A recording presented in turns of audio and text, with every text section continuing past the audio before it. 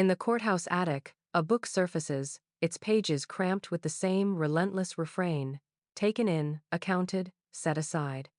Each entry bears a date, yet every name dissolves as though the ink refused to remember them. The land the Blackthorn family claimed was neither high nor low, but something in between, a stretch of bottomland where the Missouri River bled into its own tributaries and left the soil dark as ink.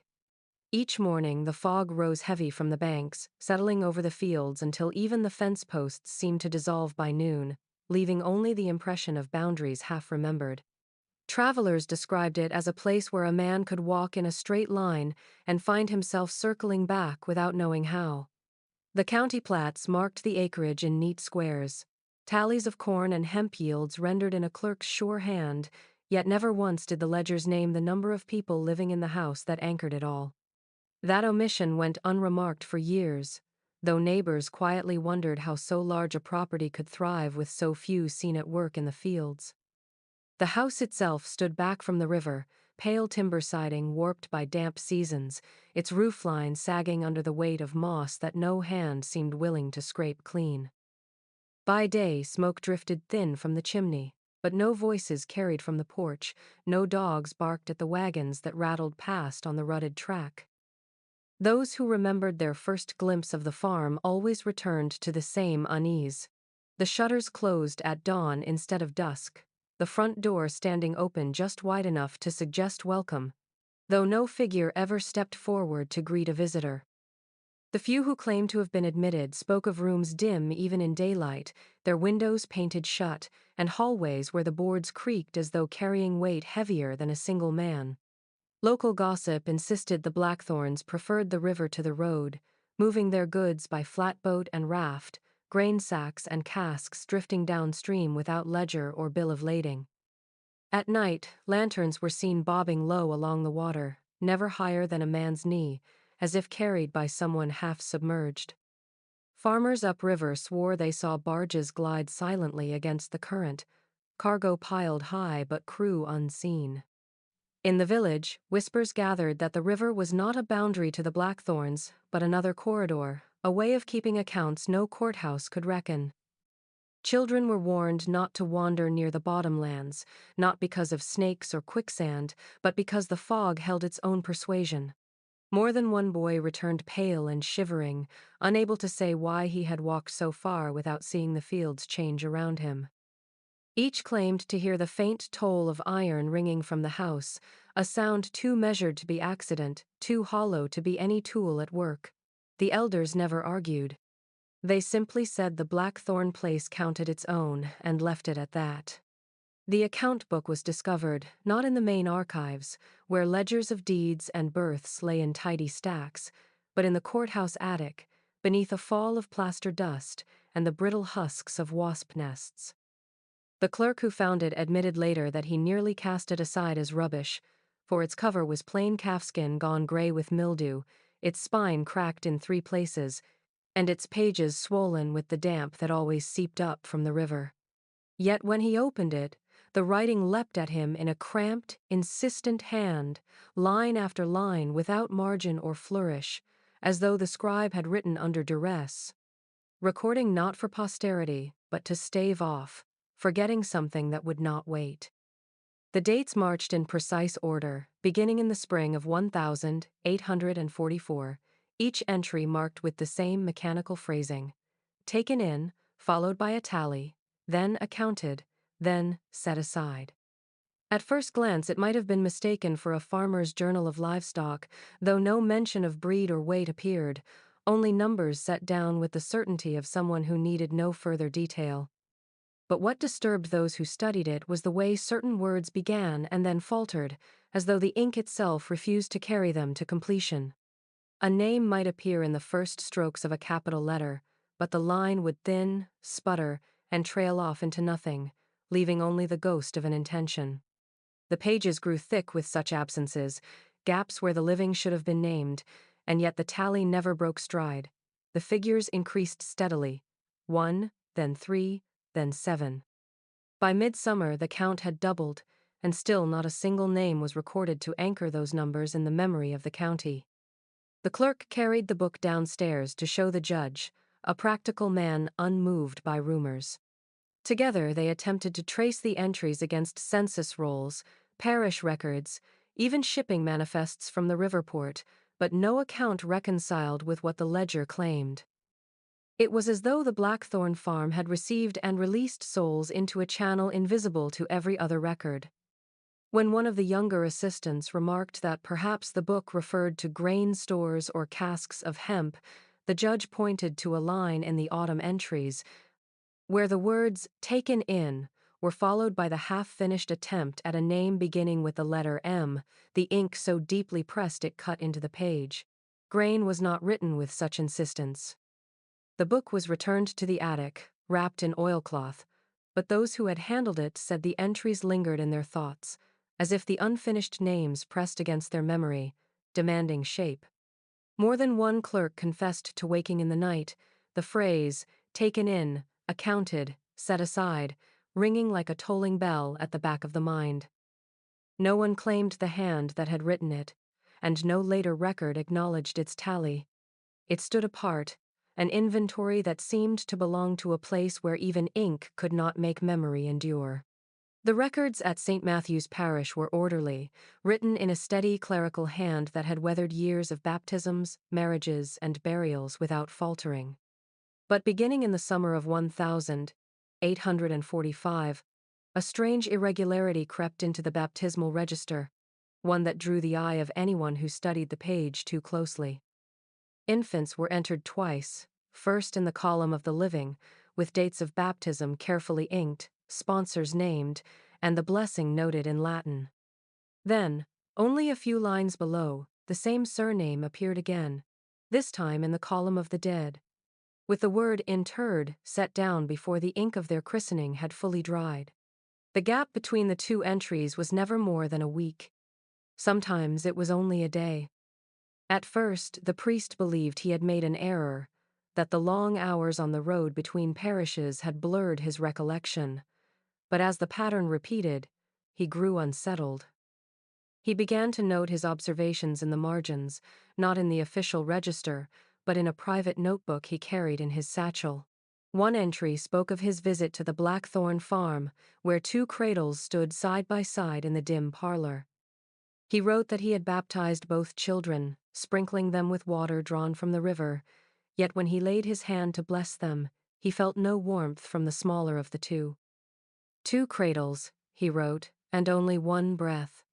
He tried to console himself that the child had passed in the night, and that the family had placed it near its sibling in grief, but as he looked upon the faces, he could not decide which infant had lived and which had not. Villagers whispered of other peculiarities. Mothers said the Blackthorn children seldom played in the lanes or fields, though the family was known to have many. At dusk, faint crying could sometimes be heard drifting from the house, though when neighbors came to call, the windows were shuttered and the rooms silent. The priest himself admitted, in a letter never sent, that when he returned weeks later to check the records, he saw the same child in the pews, alive and well, despite having already entered its name in the burial register. He dared not cross it out, for to erase the line felt like denying what he had witnessed with his own eyes. The tiny coffin lowered into the earth, the sod pressed down, the bell tolled. Over time, the duplications mounted, filling the ledger with paired entries that no one could reconcile. Some called it clerical confusion, others a deliberate deceit to conceal a larger truth about the family. But in quiet voices it was said the Blackthorns kept account of their own, one that did not follow the laws of life and death, but some older rhythm that allowed a child to be mourned, and yet still be present. A soul tallied twice before the ink had dried. Those who turned the pages of the baptismal book later claimed the script itself seemed uneven, as if two hands had guided the same pen, one steady, one faint, both pressing toward a reckoning no register could contain. The notice of the marriage appeared in the county paper in late spring, printed in the same small column that announced auction sales and the arrival of the river packet. It spoke of a Blackthorn daughter whose name was given once and never again, a dress sewn from muslin brought up from New Orleans, and a supper to be held at the family house overlooking the bottoms. Invitations were not issued in the ordinary way, yet word spread swiftly through the valley. Curiosity outweighed custom, and by dusk of the appointed day, wagons rattled down the track toward the farm, bearing neighbors dressed in their best, each hoping for a glimpse of the house that so seldom revealed itself. The porch had been swept and garlanded with river flowers, though the blooms wilted quickly in the damp air. Lamps glowed behind the fly-screen door, casting shapes against the gauze that blurred detail and softened edges. It was through this haze that the bride was first glimpsed, seated in a high-backed chair with her hands folded neatly in her lap. Witnesses later disagreed about her age. Some swore she looked no more than 16. Others insisted she was a grown woman, but all remembered her pallor, a face too still for festivity, the thin veil falling across her shoulders like mist that would not lift.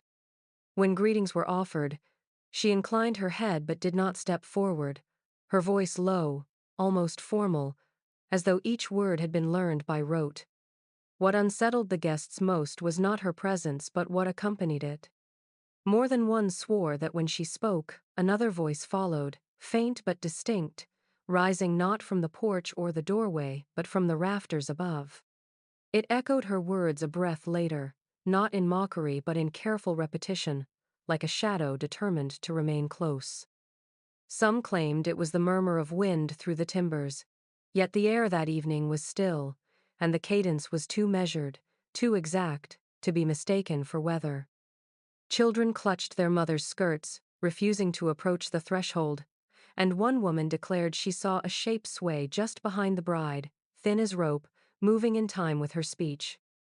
Inside, the tables were set for a supper no guest was ever invited to eat. Plates gleamed with untouched bread, tureens of stew cooled in the candlelight, and a decanter of wine stood corked, as though awaiting a toast that never came. When the hour grew late, the visitors departed in uneasy silence, carrying with them the image of a bride who remained fixed behind her veil, never crossing the screen, never stepping into the night. In later years, the story hardened into a caution told around hearths, the Blackthorn wedding that held no vows, the supper that fed no one, and the bride whose voice was always answered by another, speaking from a place where no living throat could lie. The fields of the Blackthorn farm looked no different from any other stretch of bottomland, rows of corn standing thick and high when the river behaved, stalks bowing under the weight of ears that seemed almost too heavy for the soil. To passers-by, it appeared a prosperous place, though few ever saw the Blackthorn boys working in the daylight. The harvest wagons rolled to the edge of the road each autumn, piled high with burlap sacks and wooden crates, their weight obvious in the way the horses strained against the traces. Yet what struck the neighbors most was not what the wagons carried to the farm, but how they departed. More than once it was remarked that the wheels cut deeper ruts on their way out, as though the wagons bore a load greater than the grain they had brought in. Those who lived nearest swore they saw the Blackthorn boys at dusk, their shoulders bent beneath the heft of chests that did not rattle like produce or clink like tools. Always two men to a box, and always down the same sloping path that led to the side of the house no visitor was ever invited to see. It was said the earth there rose strangely, as if hollow beneath, and that the boys disappeared into a shadowed gap before re-emerging empty-handed, their faces pale, their eyes averted from any watcher at the fence line. When asked about the cellars that must exist beneath such a house, the family offered only smiles and the same phrase, "The river keeps what it is given." On nights when the moon was high, neighbors claimed to hear the thud of wood striking stone, followed by the scrape of iron hinges and the low murmur of voices counting in unison. Once, a man who had lingered too close reported hearing the metallic clatter of coins poured into a vessel, though when pressed, he admitted it sounded less like coin than something thinner, a sound he could not name without unease. Another swore he glimpsed the edge of one chest as it slipped from a boy's grip, splitting the wood along the corner. What spilled out was not grain or money, but a scatter of pale shapes that caught the light and vanished into the mud before he could be certain of what he had seen. He never told the story twice the same way, but the fear in his telling never altered. The county plat books listed no vault beneath the Blackthorn farm, no cellar large enough to swallow the endless chests. Yet the boys kept carrying, season after season, their wagons arriving heavy and departing heavier still. By then it was understood among the valley folk that the Blackthorns were not stockpiling harvest alone. They were storing something else, something meant to be hidden from daylight, a weight too great to be measured in bushels or coin, a ledger kept not in ink but in silence beneath the house no one would admit had a foundation at all. The physician was a man known along the river routes, his mare carrying him from parish to parish with the dependability of a clock. His leather bag was said to be packed for any eventuality. Lancets and powders, herbs in tiny glass vials, the blunt tools of childbirth wrapped in linen. He kept careful notes of every case, lines of tidy script that spoke of pneumonia in winter and fevers in spring, of broken bones mended and children delivered in cramped lofts. His handwriting was steady, his phrasing spare, the kind of record meant to be read by others long after the patient's name had faded. Yet, among his papers, one entry from 1846 stood out, so strange that the man himself struck through it with such force the quill tore the page. It read only, "Deliveries with no mothers." The words were never explained, though those who saw the page later swore the ink beneath the line had bled darker, as if determined to remain despite the attempt to erase it. In the weeks that followed, the physician was summoned repeatedly to the Blackthorn farm. His visits were brief, his return swift, and when neighbors asked what ailed the family, he offered no diagnosis. One woman recalled that when pressed, he answered with a peculiar phrase, "They keep their own accounts." His eyes, she said, looked hollow when he spoke it, and she did not ask again. The last sighting of him came in late summer, riding at dusk along the track that led past the Blackthorn's boundary fence. He was seen dismounting, his bag in hand, and vanishing into the fog. By morning, the mare was found tethered to a fence post, reins neatly looped as though awaiting her master. Balanced on the very same post rested the physician's bag. The leather had been polished clean, though the road was thick with dust. Each tool within had been washed and carefully laid back in its place, the instruments bound together with black thread in precise knots that no one could untie without cutting. Some said it was his apology, a message to the community that he had borne witness to something he could not heal. Others believed it was a warning, a reminder that what he carried away from the Blackthorn farm was not to be repeated. A few whispered that the tools were not his at all, but replacements, duplicates pressed into his bag after the real instruments had been kept below that house, their metal taking on a different use. Whatever the truth, the physician was never seen again. His records ended abruptly, his name fading from county rolls as though he had not been counted among the living. The bag itself was left untouched in the courthouse for years, a relic no one dared claim, its black thread bindings tightening with every season, as if the knots had been tied not by hand, but by some agreement that even the dead were bound to honor. The river was the lifeline of every farm in the valley, its currents carrying timber, grain, and rumor alike down toward St. Louis. But those who pulled flatboats past the Blackthorn dock swore the water there had its own rhythm, a measure separate from the rest of the Missouri. At dusk, when the fog lifted from the marsh and the bell at the house was expected to toll, the river shifted in a manner no current should. The surface trembled, then turned inward on itself, forming slow eddies that moved not downstream but back against the flow, as though the water were pausing to reckon something unseen. Boatmen came to call it the pacing stretch, a place where time itself seemed to halt and mark the day's close. No chart recorded a hazard there, no hidden sandbar or snag to account for the change. Yet the current thickened as if a hand pressed against it, and every oar grew heavy. Men who knew the river better than their own farms admitted they could not row through it without feeling a drag, a resistance that rose from beneath. By long habit, they tied up early, lashing their crafts to trees upstream, rather than risk drifting past the Blackthorn dock in darkness. Some left offerings on the bank, bread, tobacco, or a single coin dropped into the shallows, not out of piety but caution, a gesture to whatever watched from the water's mirrored skin. Travelers new to the valley scoffed until they experienced the stretch themselves. A pilot once tried to steer through at dusk, boasting that no trick of water could turn him aside. His crew later said the boat slowed, though every man bent double to the oars. The river around them grew unnaturally quiet, frogs and crickets silenced, until only the sound of the current remained measured, steady, like the tread of a man keeping watch along a corridor.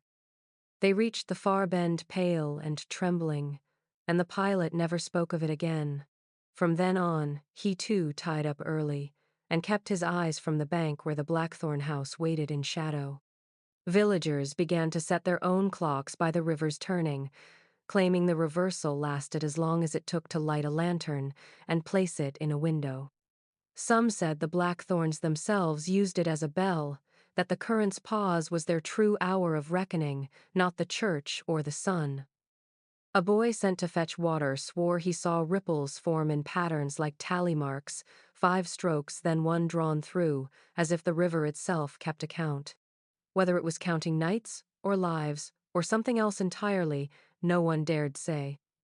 What they did agree upon was that the water outside the Blackthorn farm did not simply flow, it listened, it measured, and it waited, like a watchman certain of his charge.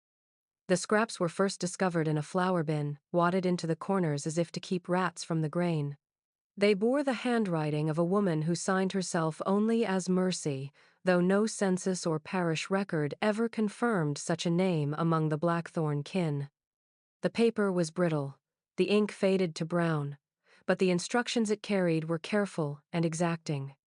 Some were familiar enough: herbal poultices of comfrey and yarrow for sprains, vinegar steeped with willow bark for fevers, but woven among them were recipes that unsettled even seasoned eyes. One tincture called for river moss ground with ash, to be taken in 3 drops only, no more, no less, to cool the blood and quiet the second voice. Another listed roots dug only under the waning moon, meant to be boiled until the steam ceased to rise, and then sealed in a jar wrapped tight with black thread. What troubled those who studied the notes later were the margins. Along the edges of several pages, tiny pinpricks marked the paper in neat rows, the kind left when fabric is stitched through and later torn away. Whatever had once been sewn there was carefully removed, leaving only faint traces of wax and the suggestion of fibers caught in the paper's grain. Some imagined the missing scraps were cloth samples, recipes meant to be carried in hems or stitched into linings, charms kept close to the body. Others whispered they were patches cut from shrouds, proof that Mercy's remedies were not confined to the living. The notes carried a tone, both maternal and clinical, as though written for daughters who required guidance not just in tending households, but in keeping something unseen at bay. Lines repeated themselves with a measured insistence. Do not take more than is given. Bind the wrists before sleep. Ash cools what the tongue cannot. In one recipe, the ink faltered midway, the quill digging a furrow into the paper, as if pressed by an unsteady hand. The instruction ended abruptly after the words, "If the second voice grows louder, double the dose and keep the door shut." Villagers who handled the fragments later swore they carried a faint odor, not of spice or herb, but something metallic, sharp as cold iron. The sheets were gathered into the county archive, though the clerk who boxed them noted that the papers seemed to shift places each time he opened the file, as if rearranging themselves according to some private order. Even among the valley folk, who had long grown wary of Blackthorn tales, the recipes of Aunt Mercy became a story told with lowered voices. They said she kept more than cupboards stocked. She kept the boundary itself intact, stitching with thread and herb what no sermon could contain, and that when the notes were torn apart, something of that binding was undone. The barn was unlike any other in the valley, not for its size but for the way it turned its back on the land around it.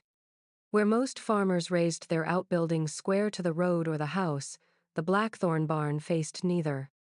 Its wide double doors opened toward the river, as if expecting barges rather than wagons, and the narrow windows along its sides looked out on nothing at all blank stretches of reeds and marsh where no fields were ever sown. Travelers remarked that even in daylight the barn seemed misplaced, like a structure meant for another purpose, set down by mistake on farmland that would never quite accept it. Neighbors who stepped inside, few as they were, came away with descriptions that never aligned. Each agreed that the air within felt colder than the weather without, and that the shadows seemed longer than the building's frame should allow. Hooks studded the rafters, set so high no ordinary tools could have hung from them. Some swore they saw iron rings embedded in the beams, too heavy for farm work, as if meant to bear weight far greater than buckets or bridles. When asked, the Blackthorn boys laughed off the questions, saying their family simply prepared for harvest in their own way. Yet no one could recall seeing hay wagons unload into the loft or hearing the shuffle of livestock within. More disturbing were the chalk marks. Across the inner walls, faint lines were drawn in rows, clustered in groups of 5, then crossed through with an angled stroke. The tallies spread from floor to ceiling, covering the boards in a pale script that looked less like record-keeping than ritual. No two witnesses ever agreed on the count. One man insisted there were hundreds, another said only dozens, while a third claimed he could not finish the tally at all, that the numbers shifted under his eye like water refusing to stay still. The schoolmaster, pressed to give a verdict, remarked that the figures looked like attendance marks but would not say whose presence had been recorded. At night the barn stood dark, but flatboat crews claimed that sometimes a single lantern burned in the upper loft, too steady for a flame, casting long bars of light onto the river's skin. No sound of animals came from within, only a faint scraping, like chalk dragged slow across wood. The villagers grew accustomed to avoiding the path that passed closest to its doors. They said the barn faced the river because it did not belong to the land, but to whatever current kept its own account. And those chalk marks, whether hundreds or thousands, were not a farmer's ledger, but a reckoning no one wished to name aloud. The schoolhouse sat on a low rise just beyond the bottoms, a single-room building of clapboard and smoke-dark rafters where the valley's children gathered each season. The schoolmaster was a meticulous man, fond of order, who began each day by scrawling sums across the slate that hung above the pupils' benches. He favored simple arithmetic, columns of figures to steady the hand and sharpen the eye, but in the spring of 1847, he noticed a peculiarity that grew harder to dismiss with each passing week. The children began producing answers that made no sense, results that tallied not to the problems set before them, but to dates that fell outside any calendar. One morning he asked them to add a row of 10s and 5s, expecting the usual chorus of 40 and 50. Instead, every slate bore the number 31, followed by the word March, written in different hands yet all in the same pale chalk. At first he blamed mischief, a shared prank among restless pupils, but when he wiped the boards clean and set them again to their task, the same figures returned. This time the word was June, later October. Always months, never names, as though the arithmetic itself had slipped loose from counting coins or bushels and begun tallying time.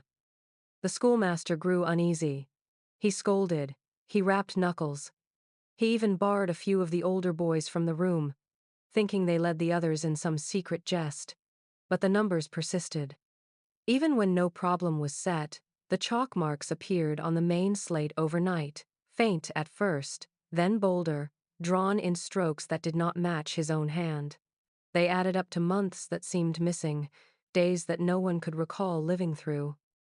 The children came in quietly each morning, glancing at the board with expressions too solemn for their age, and then bent to their lessons as if nothing were amiss. When he confided his worry to a fellow teacher upriver, the reply came short and unsympathetic. Fatigue, perhaps, or the result of the damp air that softened chalk lines until they blurred into illusions. Yet the schoolmaster knew his own eyes. and he knew the weight of the hush that fell over the classroom whenever the marks appeared. It was not mischief, it was record. What troubled him most was the way the handwriting shifted, one day cramped and narrow, the next broad and looping, as though a dozen different scribes were taking turns at the slate. By midsummer he ceased erasing the sums, leaving them to stand until they faded on their own. Some evenings he lingered alone in the empty schoolhouse, staring at the board as twilight filled the windows, wondering whose reckoning he had been teaching all along. And each night, when the wind carried the faint toll of the Blackthorn bell across the bottoms, he felt certain the numbers were not answers at all, but attendance and account of time slipping away, month by missing month, under a hand that would never show its face. The first deposition was taken in midsummer, when the courthouse windows were propped open against the heat and the flies buzzed over the inkwells. A hired man had come forward, a gaunt figure with sunburnt skin and a voice that faltered whenever he glanced toward the marsh. He swore under oath that during his season at the Blackthorn farm he had been asked to set more plates than there were bodies to fill them. Night after night, he laid out crockery for 15 or 20, though when the family gathered, only half that number sat at the long table. He said he never saw the others arrive, never heard their voices, yet each morning the dishes were scraped clean, the bread torn, the pitchers drained. He repeated this 3 times to the clerk, each telling quieter than the last, as though naming it too often might draw some consequence he could not bear. The judge, a stern man who prided himself on keeping order, leaned back in his chair and asked the obvious. Had the farm perhaps hired other hands, workers who ate apart and came after the family retired? The hired man shook his head, saying he had waited up one evening to see, only to find the table empty when the family withdrew. Still, by dawn, the plates were marked with the faint rings of cups and the crumbs of loaves no one had broken before his eyes. His testimony was set down in the record, but when the papers were read back, the judge's quill hesitated. Across the page, the word inadmissible appeared in bold strokes, not once but 3 times, the last trailing off as if the hand that wrote it had begun to tremble. Other statements followed. A seamstress claimed she had been paid to mend linens in quantities too large for the household she knew. A boy who hauled water insisted he heard voices drifting from the barn, though the doors were barred and no lantern burned within. Each account was dutifully recorded, yet each met the same end, the word inadmissible scrawled in the margins, the ink pressed so deep it cut into the parchment. The judge never explained his reasoning. When pressed by the circuit clerk, he only muttered that the law could not bind what would not stand still for it, that testimony required more than echoes and shadows. By autumn, the depositions had curled in the heat, their edges browned as though singed. Clerks avoided touching them, claiming the papers carried a residue that left their fingers cold. The hired man vanished not long after, leaving his wages uncollected, and the judge took to closing sessions early whenever Blackthorn matters arose. In his private notes, found years later, a single line repeated itself in a hand less steady than the rest. More plates than people. Always more plates than people. It was clear he had heard enough to believe, yet not enough to risk binding it to law, as though the act of recognition itself might summon the very guests the farm seemed determined to feed. August in the bottomlands was a season when the air itself seemed to sag, when the corn stood tall and brittle and the river smelled of iron and mud. Work on the Blackthorn farm carried on as it always did, though never in the bright hours. By day, the shutters were drawn and the fields lay strangely still, but when the sun dipped low and the heat turned syrup thick, lamps began to glow across the property. The neighbors noticed it first from the road lines of small yellow flames bobbing through the rows, figures bent at their labor long after every other farmstead had retired. What unsettled them was not the hour of the work, but the way each body was accompanied by another, a thinner outline lagging just behind, as though every blackthorn moved with a second self tethered to their steps.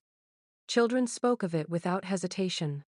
They claimed they could see 2 sets of shadows whenever the Blackthorn boys carried their sacks from barn to cellar, the lamplight throwing silhouettes onto the pale siding of the house. One shadow walked brisk and solid, but the other lagged as though caught in water, its gestures drawn out, its head always turned slightly aside.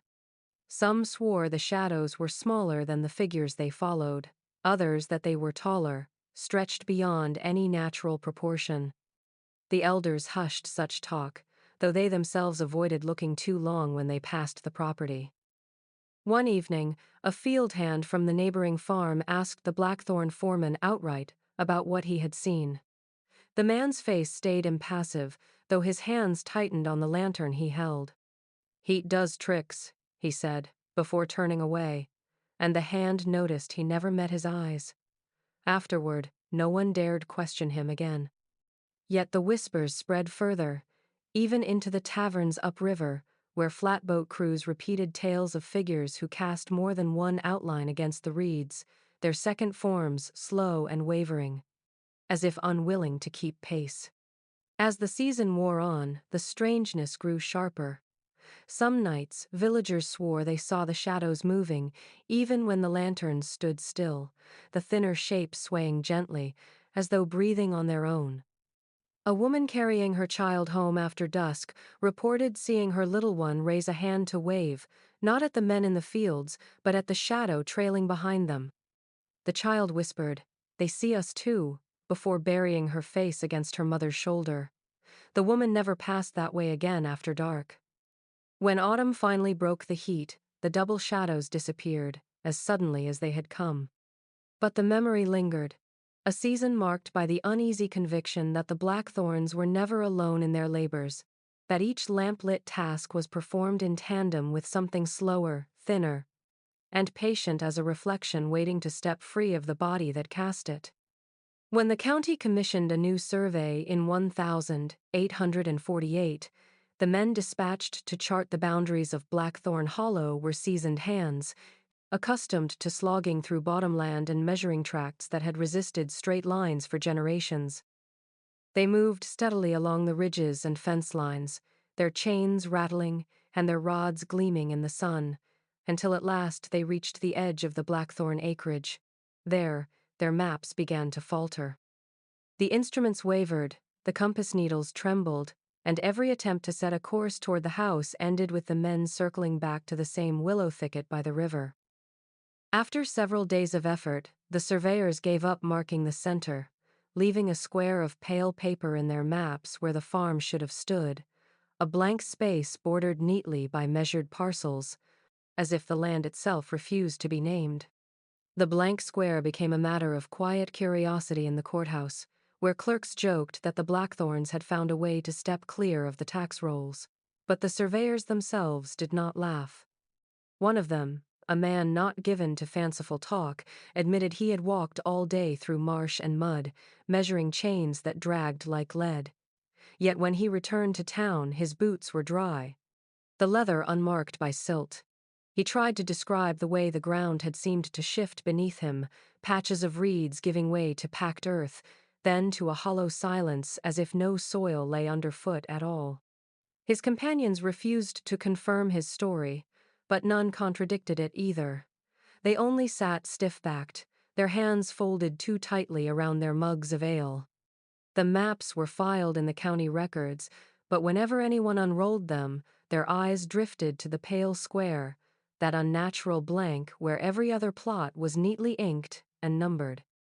Farmers said the land had always been stubborn, that the marsh made fools of anyone who tried to pin it down. Yet in the valley the talk grew darker. Children whispered that the empty square was not absence but concealment, that what lay in its center was not meant to be copied in ink. Old men muttered that the Blackthorns had found a way to keep their ground unmeasured, their borders untrespassed by law. Years later, when another survey was attempted, the results proved no different. The boundaries of the township tightened around the void, but the center remained untouched, the paper pale as bone. It became, in time, a superstition of its own that the Blackthorn farm could be walked upon, spoken of, even feared, but never charted, for the land beneath it obeyed no line and no hand steady enough to draw it. She had been no different from any other Blackthorn child at first, a girl with hair the color of river mud and a quickness in her step that suggested she might one day outrun the hush that clung to her family's land. When she was 12, she was sent upriver to stay with kin in Hannibal, a decision spoken of quietly, as though the valley itself should not hear. The reason was never stated outright. Some said she was too restless for the marsh, others that she had fallen sick with a fever no tincture could soothe. Whatever the truth, her absence was noted only by the silence of her letters, which began regularly enough, folded with care, and signed in a hand still childish but eager. They spoke of riverboats, of cousins who took her to market, of the novelty of brick streets and shops with windows full of goods. But as the months passed, the letters grew thinner, their words spare and halting, until each ended with the same phrase, "I am accounted." By the following autumn she returned, escorted in a wagon that reached the Blackthorn gate at dusk. The family came out to meet her, and those who happened to be passing on the road swore they scarcely recognized the girl who stepped down. Her voice, once quick and bright, had softened to a near whisper, though every word she spoke was deliberate, as if chosen with care. Her gaze no longer darted about but held steady and unblinking, fixed on whatever she turned it toward until the watcher grew uneasy. Most striking of all were her hands. Faint scars, neat as embroidery, ran in tidy rows across her palms and fingers, thin lines of puckered skin, as if something had been stitched there and then carefully removed. She wore gloves after that, even in summer, but once the seamstress glimpsed them when fitting her sleeve and turned pale enough to make the sign of the cross. When neighbors asked after her health, the Blackthorn matron replied only that she was well and had been properly tended. The girl herself said little. On the rare occasion she wrote again, her notes carried the same closing line, "I am accounted." No explanation followed.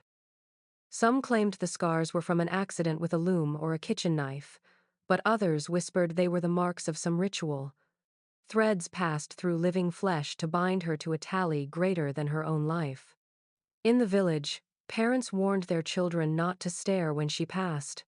They said she had gone away one person and returned another, not unkind, not ghostly, but altered in a way that suggested she now belonged to a count that stretched well beyond the household gate. Those who remembered her as a child could never quite decide whether she had been returned to them or replaced. The winter of 1849 arrived early, with a storm that swept in from the river and settled hard upon the bottoms. Snow drifted high against the fences until only their tops showed, the rest buried in white. For the first time in years, the Blackthorn house revealed itself in full outline, its sharp corners and hidden extensions no longer softened by fog or shadow. Neighbors who passed on the road said the drifts betrayed doors no one had noticed before, narrow frames set into the side walls, half concealed by ivy in summer, now marked by the banks of snow piled against them. Some claimed they saw at least 6, others swore more, each in places no window or threshold had been seen in fair weather. The house looked less like a dwelling than a series of chambers pieced together without reason, each sealed in its season until winter forced them to show. What unsettled the villagers most was the path.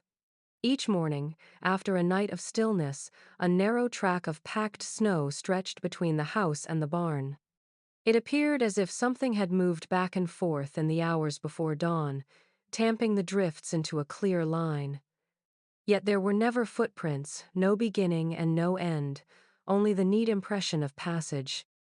At first they thought the Blackthorn boys rose early to tend stock, but no steam rose from the barn roof, no sound of animals carried across the fields. The path was always straight, always singular, as though it connected more than building to building, like a measure drawn by hand across paper. Children dared each other to follow it, but the parents forbade it, warning that to walk where no feet had pressed was to invite company better left unacknowledged. Still, one boy, braver or more foolish than the rest, tried. He returned pale, shivering, unable to speak for hours. When at last words came, he said the snow at the center of the path felt hollow beneath him, as though there were nothing under the crust but air. His story spread quickly, and after that no one approached the Blackthorn place in daylight. At night the glow of lamps behind shuttered windows suggested movement within, but the snow lay undisturbed except for the path, drawn anew each dawn, renewed without evidence of who or what had walked it. By spring the drifts melted, and the hidden doors disappeared again beneath their shrouds of ivy. The path faded into mud, and with it the memory of the winter's strange geometry. Yet those who had seen the house outlined in snow never forgot the vision of thresholds sealed in silence, nor the unnerving certainty that some of those doors had never been meant to open into the world at all. On Sundays, when the valley should have been filled with the chime of the church bell from St. Matthew's steeple, a different sound carried across the bottoms. It was not the peal of a full bell, but a single tone, long and hollow, rising from the direction of the Blackthorn land. It struck once, sometimes twice, and then faded into the hush of reeds and river. Villagers paused mid-step, hands tightening around hymnals, their eyes flicking instinctively toward the horizon. They listened for the second call that should have come from town, but the church steeple stood silent, its rope swaying gently in an empty draught. The deacon, a man devoted to the strict order of ritual, was asked again and again if he had rung the bell out of time. Each time he shook his head. He swore before his congregation that the rope had not been touched, that his hand had remained folded in prayer. To prove it, he once left the rope tied to its post throughout the service, and still the single toll sounded from the bottoms, carrying across the frozen fields like the voice of iron struck underwater. Those who heard it described the sound differently. Some said it was mournful, others that it carried a sharp edge, like a count being kept, but all agreed it did not belong to the church in town. Children grew frightened of Sundays, clutching their mothers' skirts when the hour approached. Some claimed they saw the reeds along the river shiver in time with the sound, bending as if in answer. A farmer who had strayed too close to the Blackthorn property at such an hour returned shaking, saying he had heard not one tone but many, faint and layered, as though a dozen bells had tolled in unison from beneath the soil. He spoke of a vibration in his chest, a weight that made it hard to breathe, as if the sound was not passing through the air at all but directly into his ribs. The deacon grew pale under the burden of questions.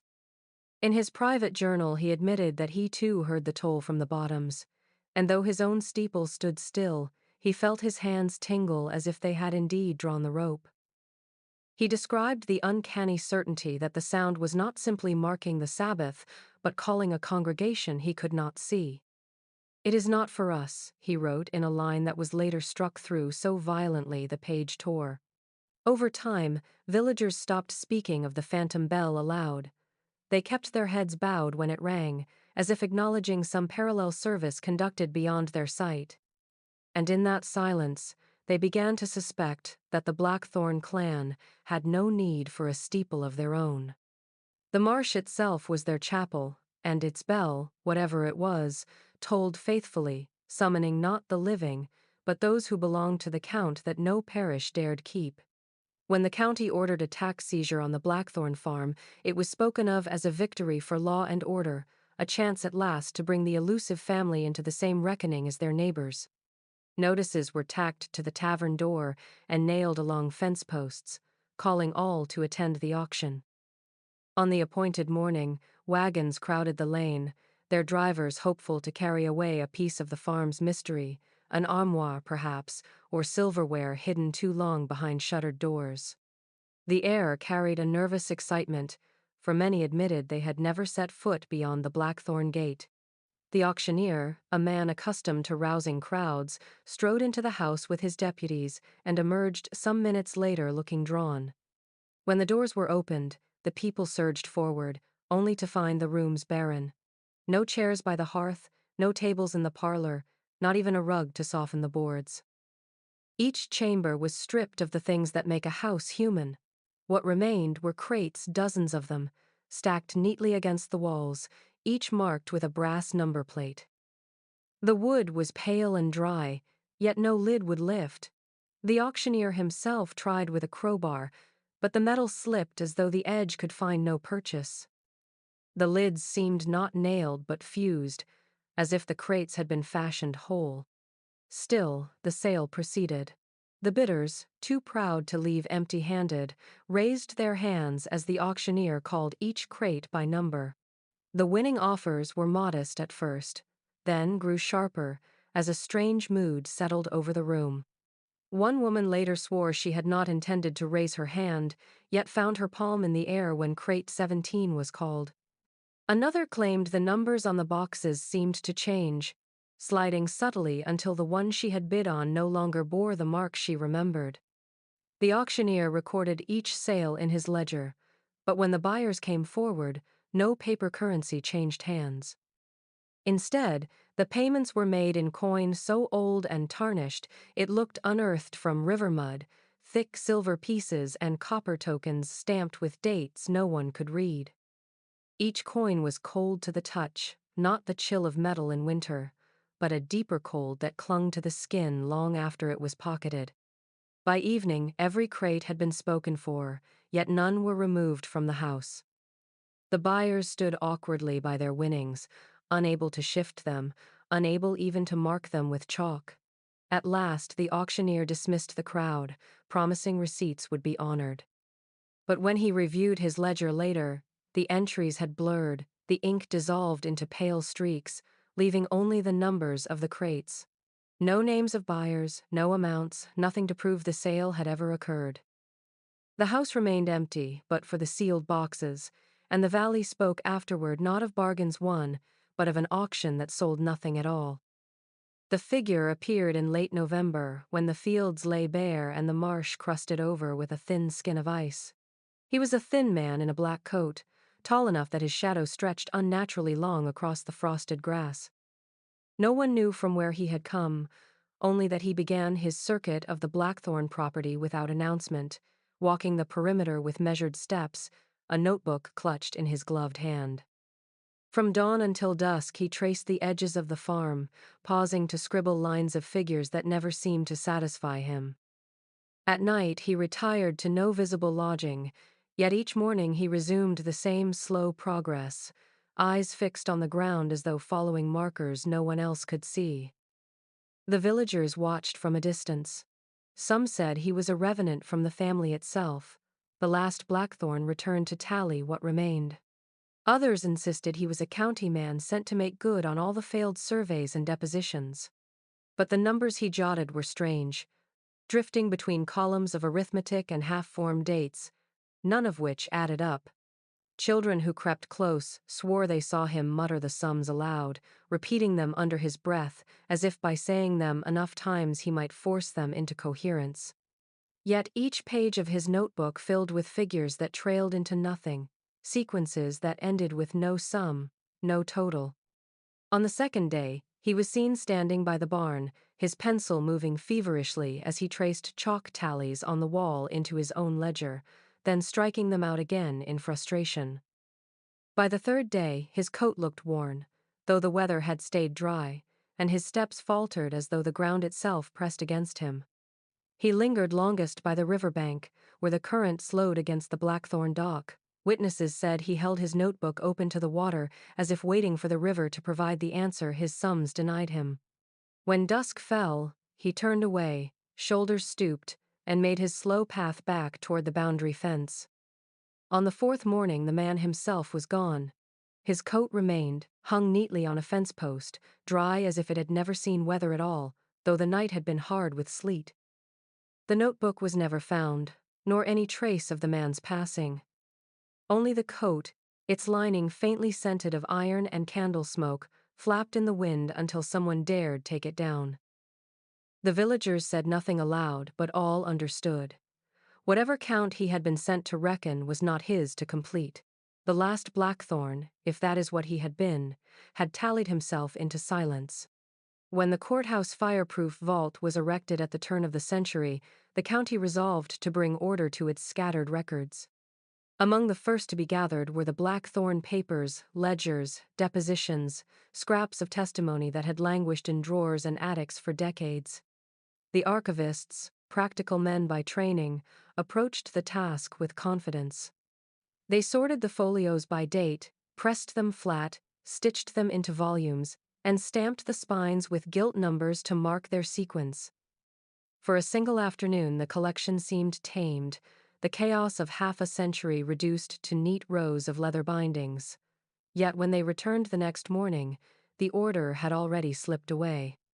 Pages lay out of sequence, some upside down, others appearing twice in different volumes. A deposition from 1846 now stood in a book stamped 1852, its ink so dark it looked freshly written.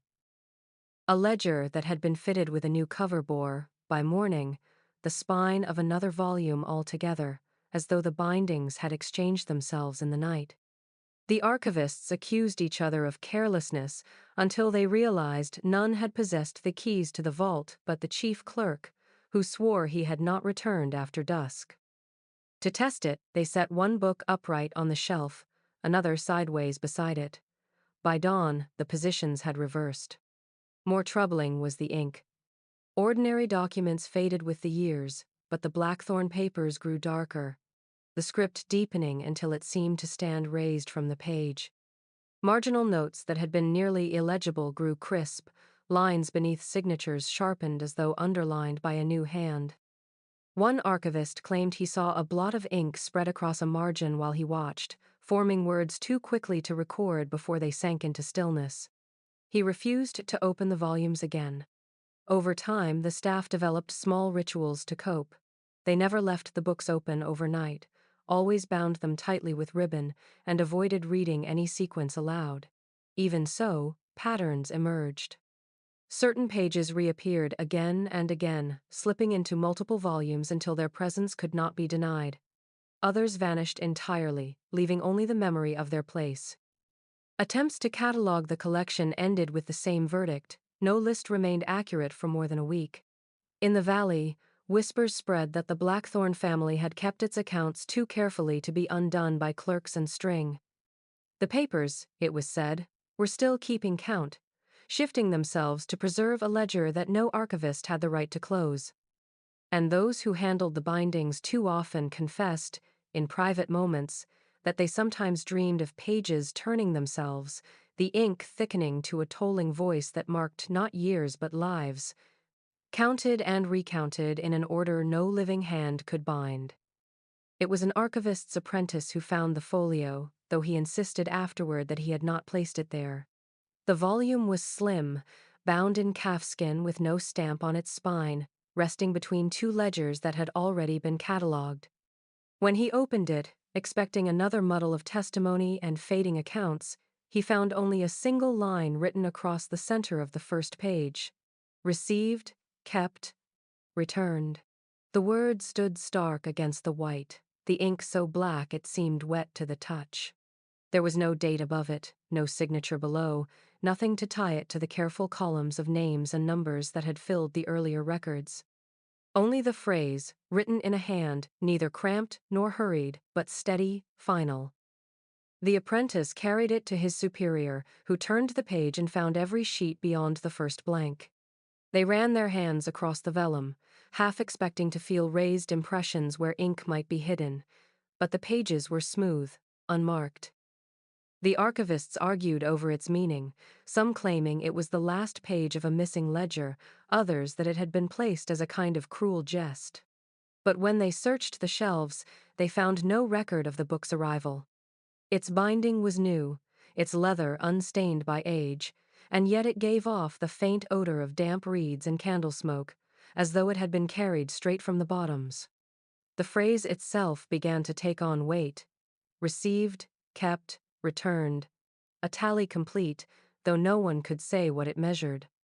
Some whispered that the count of lives taken into the Blackthorn household had at last reached its end. Others said it marked the return of what had been borrowed from the river, each soul given back to the current that had always claimed them. At night, the archivists sat uneasy in their quarters, listening to the distant rush of water against the banks, which seemed louder than the season allowed, as if the river itself leaned close, pressing against its channels, listening for the next entry that would never be written. In the weeks that followed, the folio was sealed in a box and locked away, though those who had handled it said the words remained etched in their minds, repeating in the hush between thoughts. Some dreamed of standing by the Blackthorn dock, hearing the river recite the line in tones deeper than any bell: received, kept, returned. It was not a promise of ending, only a statement of fact. The count was complete, and yet the silence that followed felt less like closure than expectation, as though what had been tallied would one day begin again.